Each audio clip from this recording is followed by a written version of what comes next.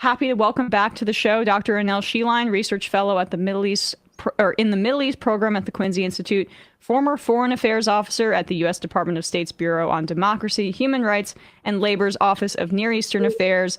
Annelle resigned over the Biden administration's Gaza policy in March 2024. Thanks so much for coming back on the show today. Thank you for having me. So, of course, the news is moving very fast right now. There has been some reporting on this deal that was reached that Netanyahu has once again reportedly thrown a wrench into the ceasefire deal at the 11th hour.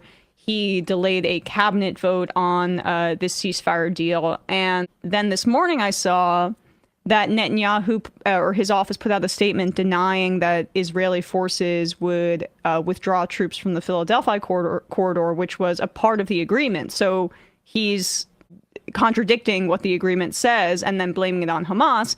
And then last night as well, they escalated their bombing campaign against Palestinians and killed at least 70 people.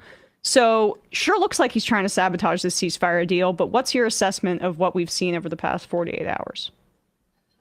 Like you said, it's been such an emotional roller coaster. My initial reaction yesterday was immediate pessimism as far as, my sense of it is that Trump just wanted this for his inauguration, and I didn't expect the ceasefire to outlive Monday. He just wants it in place for inauguration, and then Israel will be free to go back to its genocide of Palestinians in Gaza.